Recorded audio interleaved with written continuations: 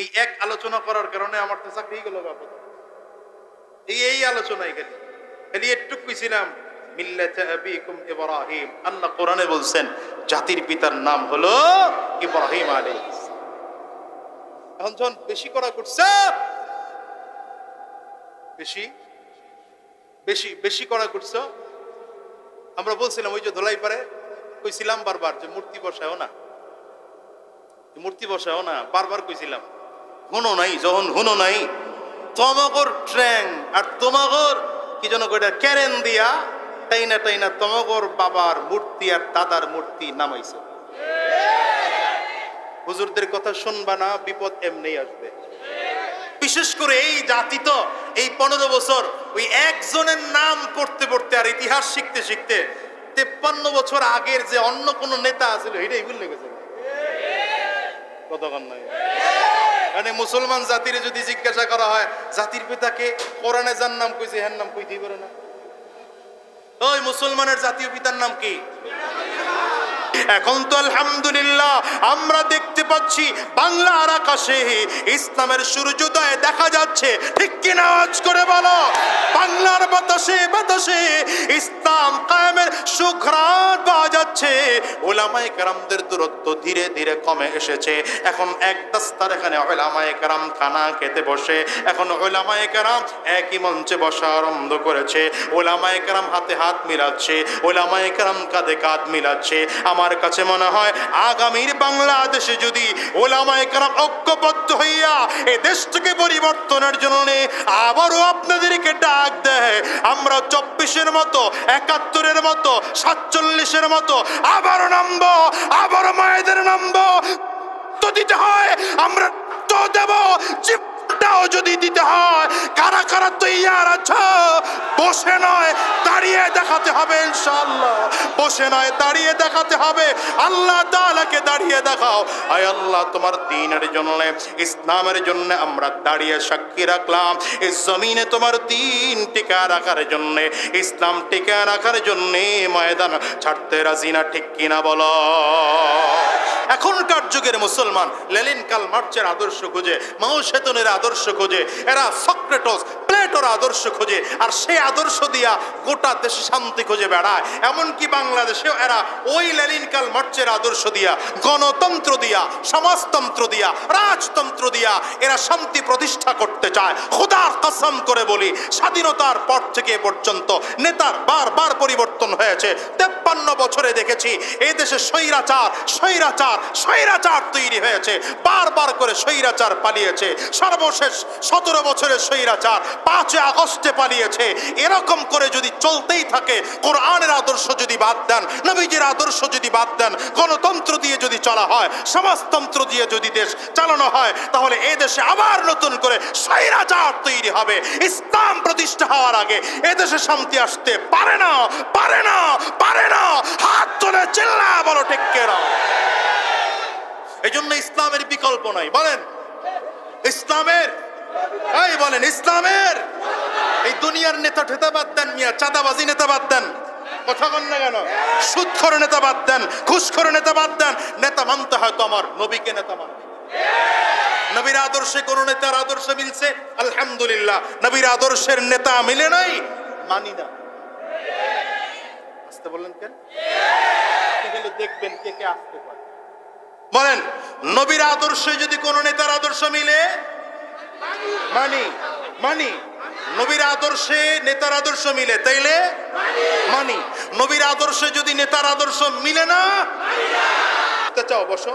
রাজতন্ত্র নিয়ে বসতে চাও, বসো কথা বলি। সমাজতন্ত্র নিয়ে বসতে চাও, বসো কথা বলি।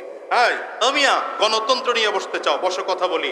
ইসলামিক রাজনৈতিক কিভাবে করতে হয়, ইসলামী রাজনীতি কি করে করতে হয়, কয় ঘন্টা আলোচনা শুনতে চাও, আলোচনা করতে আমরা তৈয়ার আছি। ইসলামী অর্থনীতি কাকে বলে খাওয়ায় দেবো বেটা, খাওয়ায় দেবো।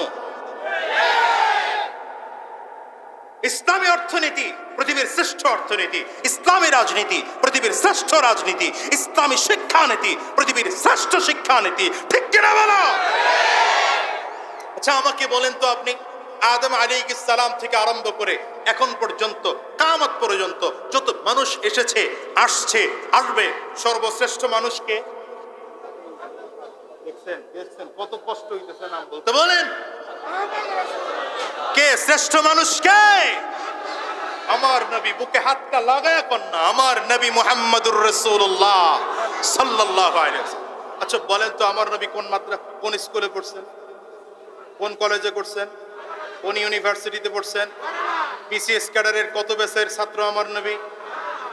করে তাকায় রয়েছে, কথা বলে না। আমার নবী কোন ওয়ার্ডের কমিশনার? হ্যাঁ? কোন সিটি কর্পোরেশনের মেয়র? কোন এলাকার মন্ত্রী? আল্লাহু আকবার। আমার নবী দুনিয়ার কোন শিক্ষায় শিক্ষিত নন, দুনিয়ায় কারো কাছে লেখাপড়ায় করার সুযোগই তো আল্লাহ দেননি। শিখিয়েছেন কে? আল্লাহ। আঙ্গুলটা উঁচা করে কইতে পারেন? ভালো করে বলেন, আঙ্গুল উঁচা করে বলেন, ডান হাতের শাহাদাত আঙ্গুলি। আচ্ছা বলেন, আমার নবী দুনিয়ার কারো কাছে লেখাপড়ার সুযোগই ছিল না। আমার নবী দুনিয়ার কোনো লেখা লিখতেও জানতেন না, পড়তেও জানতেন না। কিন্তু যদি পৃথিবীর শিক্ষিত মানুষদের তালিকা করা হয়, আমার নবীর নামটা সবার উপরে থাকে। কি কথা বল না কেন? কেন বলেন তো? কারণ হলো আমার নবী রাজনীতি শিখেছেন আল্লাহর কাছ থেকে, অর্থনীতি শিখেছেন আল্লাহর কাছ থেকে, সমাজনীতি শিখেছেন আল্লাহর কাছ থেকে, পররাষ্ট্র নীতি শিখেছেন আল্লাহর কাছ থেকে, শিক্ষানীতি শিখেছেন আল্লাহর কাছ থেকে, অর্থনীতি শিখেছেন আল্লাহর কাছ থেকে। আর জানেন পরিস্থিতি কি হয়েছে? আরে নবী তো, নবীর কথা বললাম, নবীকে তো আল্লাহ তাআলা নবী সিলেক্টেড করেই বানিয়েছেন। নবীর কথা একটু উপরে রাখলাম, নিচে আসেন। উম্মতের মধ্যে শ্রেষ্ঠ মানুষকে আসতে বলেন কেন? এই নাম জানবেন না তো? জানবেন হলো খেলোয়াড়ের নাম, কপাল বোরা জাতি। এই দেশের যুবকদেরকে যদি বলা হয় 5 জন খেলোয়াড়ের নাম বলো, তো 8 জনের নাম কেউ আরো কম। কি কথা? এই জৈন্যরা কথা কস না কেন? হ্যাঁ, নায়ক আর নায়িকার চুলের স্টাইল কেমন, ড্রেস আপ কেমন? কোন নায়ক এই প্যান্টের এই জায়গা দিয়ে ছিঁড়ছে, হেয়ার প্যান্টের ছিঁড়ে ওই রকম স্টাইল বানাই? বল, এগুলোর বিসমিল্লাহ ছাড়া বিধান দরকার নাই রে। দেখছেন কথা কয়? আর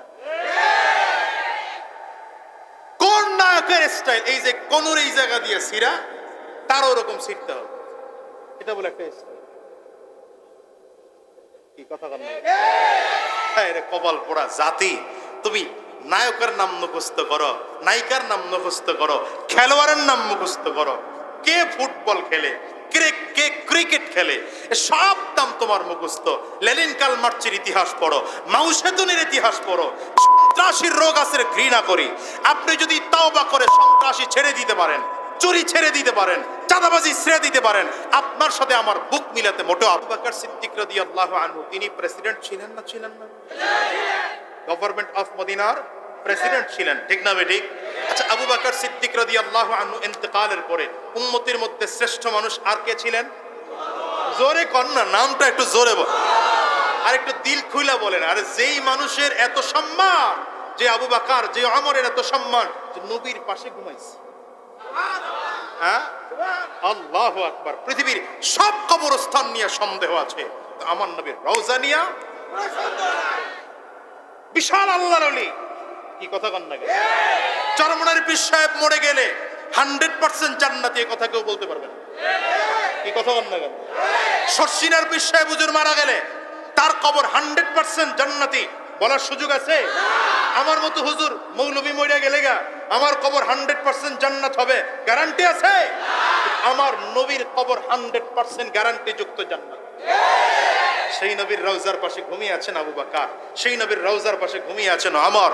নবীকে সালাম দিলে আবু বকরকেও সালাম দিতে হয়, নবীকে সালাম দিলে ওমরকেও সালাম দিতে হয়।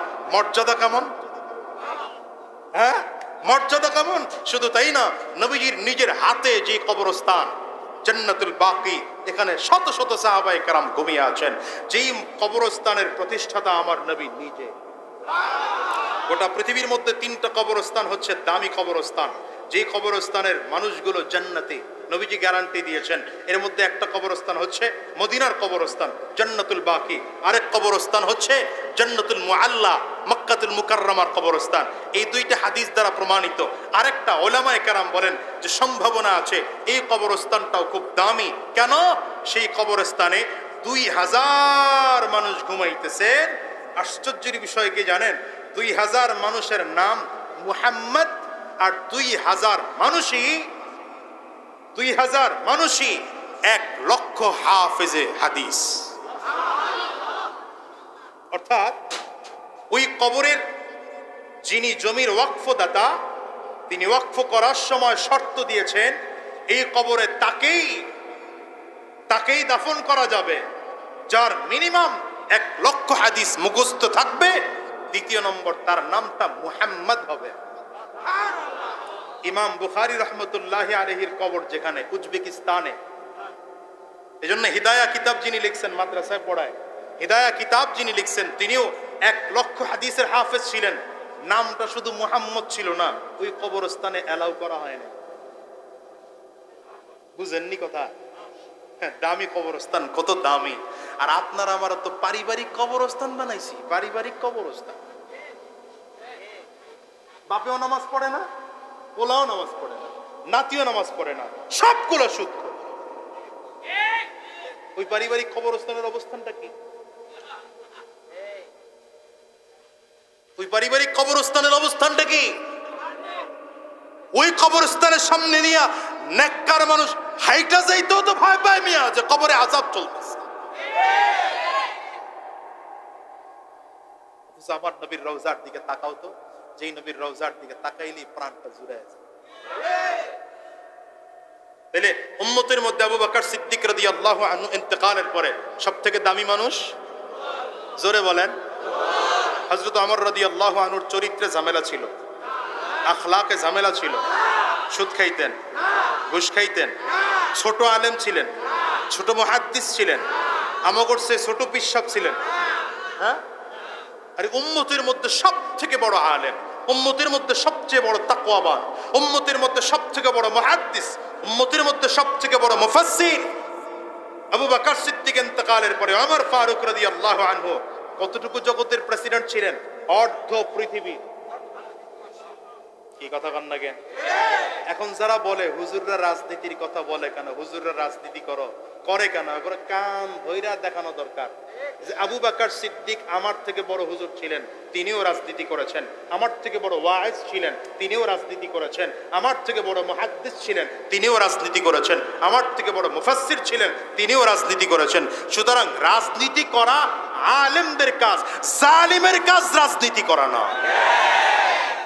আমি বলেছিলাম, আগেও বলেছি, আজকেও বলে যাই, চাঁদাবাজদের জন্য রাজনীতি না, ঘুষখোরদের জন্য রাজনীতি না, সন্ত্রাসের জন্য রাজনীতি নয়, বদমাশদের জন্য রাজনীতি নয়, চরিত্রহীন মানুষদের জন্য রাজনীতি নয়। রাজনীতি আলেমরাই করবে, রাজনীতি দাড়িওয়ালা, টুপিওয়ালা, জুব্বাওয়ালারাই করবে, রাজনীতি চরিত্রবান মানুষই করবে। ঠিক কিনা বলো? আপনারা ওদেরকে সুযোগ দিচ্ছেন, ওরা চুরি করে, আপনারা হ্যাঁ করে ফুলের মালা দেন। কি কথা কন না? একটা এলাকার চেয়ারম্যান, মেম্বার, এমপি ঘুষ খাইছে, সুদ খাইছে, জুতার মালা পরান, অটোমেটিক ভালো হয়ে যাবে। আমি যে 5 আগস্টের পরে সরকার প্রধানকে বলেছিলাম, ডক্টর মোহাম্মদ ইউনূস সাহেবকে, বড় আশা ভরসা ছিল তার উপরে, এই জন্য বলছি। এখন তো আশা ভরসার কিছু পাই না। এই জন্য বলেছিলাম তাকে যে বাংলাদেশের 5000 চেয়ারম্যান তো ইউনিয়নের, আমি তো ওই পর্যন্ত এর চেয়ে বেশি উঠতে পারি না, লেগে ওইটা কইছি। 5000 ইউনিয়নের মধ্যে তো 3500 পলাতো, আমরা কয়েকজন আছি আর কি। আমিও আছি আলহামদুলিল্লাহ, এখনো যাই নাই, পালাই নাই তো। কতক্ষণ লাগে বলছিলাম, এদেশের যতগুলো চেয়ারম্যান আছে, সরকারের সম্পদ যদি চুরি করে, কেউ অপরাধ করে ধরা খায়, বাইতুল মুকাররম জাতীয় মসজিদে জুমার নামাজের পরে মিডিয়ার উপস্থিতিতে একটা চেয়ারম্যানের, এই ঠিক জোরে কইতে পারলেন না তো? আমি তো নিজে চেয়ারম্যান হয়ে বলতেছি, বুঝেন না? বুকের পাতা কতটুকু থাকলে বলা যায়? নিজের দুর্বলতা, আমার সামনে মিডিয়া আছে, আমি বুঝি না? নিজের দুর্বলতা থাকলে কি বলতে পারতাম? সাহস করে বললাম, আইন পাস করেন এদেশে। একটা চেয়ারম্যান সরকারি সম্পদ লুণ্ঠন করেছে, সরকারি সম্পদ চুরি করেছে, কাজ করার কথা যতটুকু ততটুকু করে নাই, ওরে চুরির অপরাধে এনে বাইতুল মুকাররম কেটে দেন, বাকি চেয়ারম্যান অটোমেটিক ভালো হয়ে যাবে। তো আমরা দেখলাম এদেশে যত বড় চোর সে তত বড় নেতা। আমি জানি আর দাওয়াত দিবেন না, আমার থাক দরকার নাই, 2-4-5 বছর পরে আইছি তো, আবার লাগলে আবার 10 বছর আমু নাই তো। আল্লাহ। তাহলে আবু বকর সিদ্দিক রাদিয়াল্লাহু আনহু রাজনীতি করছেন না করেন নাই? ওমর ফারুক রাদিয়াল্লাহু আনহু রাজনীতি করেছেন না করেন নাই? আলী উসমান বিন আফফান রাদিয়াল্লাহু আনহু রাজনীতি করেছেন না করেন নাই? আলী ইবনে আবি তালিব রাদিয়াল্লাহু আনহু রাজনীতি করেছেন না করেন নাই? এই চারজন উম্মতের মধ্যে সবথেকে বড় আলেম ছিলেন, সবথেকে বড় মুফাসসির ছিলেন, সবথেকে বড় ওয়ালি ছিলেন, সবথেকে বড় মুর্শিদ ছিলেন, সবথেকে বড় পীর ছিলেন। তাহলে বর্তমান যুগেও হাক্কানি পীররা রাজনীতি করতে পারবে, বর্তমান যুগেও আলেমরা রাজনীতি করতে পারবে, বর্তমান যুগেও মুহাদ্দিসরা রাজনীতি করতে পারবে, বর্তমান যুগেও ওয়াইজরা রাজনীতি করতে পারবে, বর্তমান যুগেও মুফাসসিররা রাজনীতি করতে পারবে। শুধু পারবে না, রাজনীতি করার দায়িত্বটাই তাদের। তাহলে বোঝা গেল রাজনীতিও ইবাদত, রাজনীতিও জোরে বলেন এটা মাথায় ঢুকায় নেন চিরজীবনের জন্য। এই একটা কথা ঢুকান, 1000 প্রশ্নের জবাব হয়ে যাবে। রাজনীতিটা আচ্ছা, আপনাদের এখানে যারা সন্তান বিয়ে দেন, বিয়ে দেওয়ার লোক আছে না? মেয়ে আছে কার কার দেখি? মেয়ে আছে, ছেলে আছে কার কার? হাত তোলেন। ছেলে মেয়ে হয়েছে, বড় হোক ছোট হোক, বিয়ে তো করাইবেন 10 বছর পরে, 20 বছর পরে। আচ্ছা, যাদের ছেলে আছে মেয়ে আছে, এরা নবীজির তরিকায় যদি বিয়ে না করান তাহলে বিয়ে হবে? ওই যে নিয়ম যেটা আছে, বর পক্ষ কি বলে, মেয়ের পক্ষ ছেলের কাছে প্রস্তাব দিবে, সাক্ষীর উপস্থিতিতে জামাই কি বলবে? কবুল। একবার বললে হবে না, 3 বার বইলা সাক্ষী রাখবে উপস্থিত। আচ্ছা, এই পদ্ধতিতে যদি বিয়ে না হয়, মহর যদি ধার্য করা না হয়, বিয়ে হবে? তাহলে বোঝা গেল বিয়েটা করতে গেল নবীজির তরিকা লাগে। কথা কয় না? আপনি আমি ইন্তেকাল করলাম, আপনি আমি মারা যাওয়ার পরে নবীজির একটা সুন্নাত তরিকা হলো, তারে গোসল করাও। শহীদ হলে গোসল করানো লাগে না, তারে 3টা কাপড়ের কাপড় পরাও, পরাইয়া তারপরে তাকে কবরস্থ করো, জানাজা পড়াও। যদি কাউরে এটা করলাম না, তাহলে সেটা মুসলমানের জানাজা হবে না মুসলিমদের জানাজা হবে? তাহলে নবীজির তরিকায় জানাজা না হলে সেটা মুসলমানদের জানাজা হয় না, মুসলমানদের। আরে ঠিক তেমনি ভাবে বিবাহ যদি নবীজির তরিকা না হয়, সেটা মুসলমানদের বিয়ে হয় না। রাজনীতিও যদি আমার নবীর আদর্শে না হয়, সেটা মুসলমানদের রাজনীতি না, ওটা কাফিরের রাজনীতি, মুশরিকদের রাজনীতি, বেঈমানদের রাজনীতি। ঠিক কিনা? আওয়াজ করে বলো।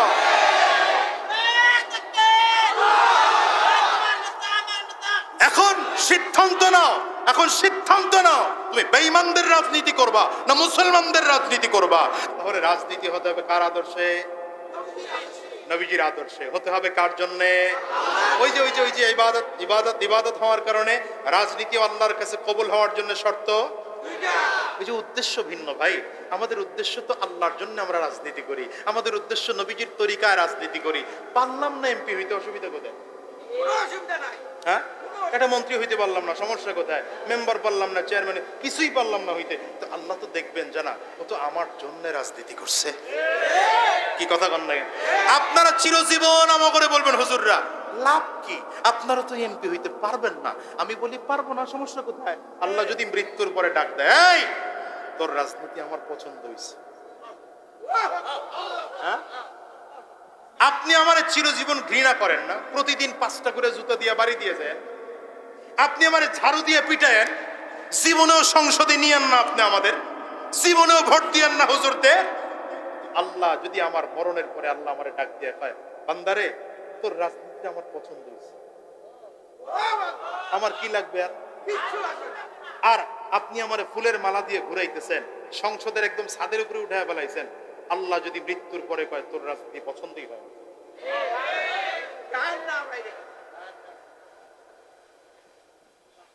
ভাই দিলের মধ্যে ব্যথা নিয়ে কথা বলতেছে। বুঝলে বুঝবেন, না বুঝলে আমি আল্লাহর কাছে বলতে পারবো, ভাই আল্লাহর কাছে বলতে পারবো, আল্লাহ আমি বলছিলাম শুনে নাই। তাহলে ইবাদত কবুল হওয়ার জন্য শর্ত কয়টা? নামাজ কবুল হওয়ার জন্য শর্ত, রোজা কবুল হওয়ার জন্য শর্ত, যাকাত কবুল হওয়ার জন্য শর্ত, হজ কবুল হওয়ার জন্য শর্ত, রাজনীতিও আল্লাহর কাছে কবুল হওয়ার জন্য শর্ত। 1 নম্বর হতে হবে কার জন্যে? আঙ্গুলটা উঁচা করে একটু জোরে কাও, আরো জোরে বলো, কার জন্যে?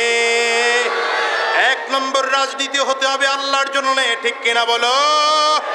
দ্বিতীয় নম্বর রাজনীতিও হতে হবে আমার নবীর আদর্শ অনুযায়ী, ঠিক কিনা বলো? এই জন্য বলি সব নেতা টেতা বাদ দাও, নেতা যদি মানতে হয় আমার নবীকে নেতা বানাও, চিল্লা গাও ঠিক কিনা? নেতাকে নেতাকে নেতাকে তোমার নেতা আমার নেতা, মাইকের সাউন্ড বাড়ান, তোমার নেতা আমার নেতা, আরো জোরে, তোমার নেতা আমার নেতা, আমরা সবাই রাসূল সেনা। পারবেন না স্লোগান দিতে? জীবন বর্ত অনেক নেতা নেত্রীদের খুশি করার জন্য স্লোগান দিচ্ছেন, আজকে আমার নবীর খুশি করার জন্য একটা স্লোগান দেব, রাজি? কাশি দেন, গলা ক্লিয়ার করেন, আবার দুই হাত টান টান করে উঁচা করেন, ডানে আর বামে তাকায় দেখেন, হাতকে তুলে নাই, ধরে মোহাব্বত করে হাতটা তুলে দেন, হাতগুলো মুঠ করেন এমনি করে একটা ঝাঁকি দেন, জোরে ঝাঁকি দেন, জাকির ছুটে আবার আরেকজনের নাক টাক ফাটায় দিয়েন না, আবার দেন ঝাঁকি দেন, শরীরের মধ্যে একটা স্পিড আসুক, দেন ঝাঁকি। এবার কণ্ঠের পুরোটা আওয়াজ ছেড়ে দিয়ে একটা তাকবীর হবে, মুসলমান রেডি? জোরে রেডি, আরো জোরে রেডি, নারে তাকবীর। না পছন্দ হয় না, পোষায় নাই আওয়াজ, আরো জোরে লাগবে, হাত নিচে নামবে না, উপরে, নারে তাকবীর, মাশাআল্লাহ, হ্যাঁ আওয়াজ বাড়ছে, আরো বাড়বে, নারে তাকবীর, তোমার নেতা আমার নেতা, তোমার নেতা আমার নেতা, আমরা সবাই রাসূল সেনা, আমরা সবাই রাসূল সেনা, নারে তাকবীর, কোরআন সুন্নাহর আলো, বহুত জ্বালাইছেন সংসদে, কোরআন সুন্নাহর আলো, আরে সংসদে জ্বালমি, আবার কয় ঘরে ঘরে, কোরআন সুন্নাহর আলো, একে তো হাত সবাই উঠে নাই, হাত নিচে নেমে গেছে গা, কোরআন সুন্নাহর আলো, আলেম উলামা যেখানে, পীর বুজুর্গ যেখানে, কোরআন সুন্নাহ যেখানে, সুদ ঘোষ যেখানে, চাঁদাবাজ যেখানে,